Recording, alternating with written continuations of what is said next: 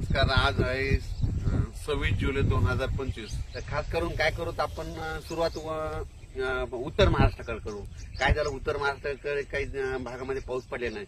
तर उत्तर महाराष्ट्रातल्या शेतकऱ्याला सांगू इच्छितो की 26, 27, 28, 29 जुलैपर्यंत नंदुरबार जिल्हा, धुळे जिल्हा, नाशिक जिल्हा, चाळीसगाव तालुका, त्याच्यात रावेर, चोपडा, जळगाव जिल्हा, त्याच्यानंतर येवला, नाशिक या भागामध्ये म्हणजे 26, 27, 28, 29 पर्यंत चांगला जोराचा पाऊस पडणार आहे.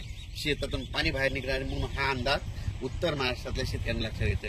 त्याच्यानंतर काय झालं की पश्चिम महाराष्ट्रामध्ये सोलापूर जिल्हा, सांगली जिल्हा, अहिल्यानगरचा काय भाग या भागामध्ये पाऊस पडले नाही. तर आज 26 तारखेला म्हणजे आज अहिल्यानगर भागामध्ये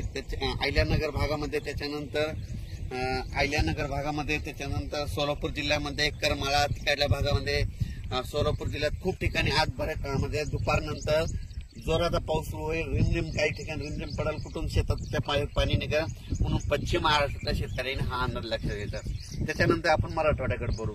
मराठवाड्याकडे सांगायचं झालं तर लातूर जिल्हा, धाराशिव जिल्हा, बीड जिल्हा, परभणी जिल्हा, जालना जिल्हा, संभाजीनगर, नांदेड, हिंगोली या जिल्ह्यामध्ये म्हणजे आज 26, 27, 28 पर्यंत चांगला दुपारनंतर जोराने पाऊस येईल.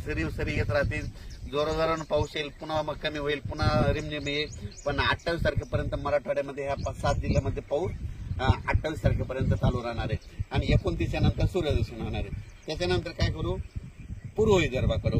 पूर्व विदर्भामध्ये वर्धा, नागपूर, भंडारा, अमरावती, अकोला, बुलढाणा, त्याच्यानंतर वाशिम, यवतमाळ या भागामध्ये 26, 27, 28, 29 तारखे 1-2 तारखेपर्यंत ह्या पट्ट्यामध्ये पूर्व विदर्भामध्ये ह्या भागामध्ये पाऊस असणार आहे म्हणून हा अंदाज लक्षात येतात.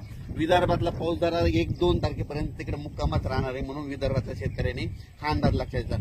थोडंफार काय होईल 28-29 नंतर ऊन पडेल, पण थोडा पाऊस विदर्भात ते चालूच राहणार आहे म्हणून हा अंदाज लक्षात येतात. त्याच्यानंतर काय सांगायचं झालं तर पूर्व विदर्भ, पश्चिम विदर्भ, दक्षिण महाराष्ट्र, उत्तर महाराष्ट्र, कोकणपट्टी, खानदेश सगळीकडे आज म्हणजे आता रिमझिम पाऊस सुरू होईल. कुठं जोरात येईल, पुन्हा कमी होईल, पुन्हा जास्त होईल, पण हा पाऊस पडतच राहणार आहे. आणि कोकणातला पाऊस मात्र जोरानं पडणार आहे हे म्हणून लक्षात घ्यायचं. तसेच काय झालं, अहिल्यानगर भागातले मला शेतकऱ्याचे फोन आले की आपल्या इकडे पाऊस नाही. तर त्यांना मी लातूर जिल्ह्यात 3 दिवस झाला पाऊस चालू आहे, धाराशिवला चालू आहे. म्हणजे सांगायचं झालं हा सगळीकडे पाऊस चालू आहे.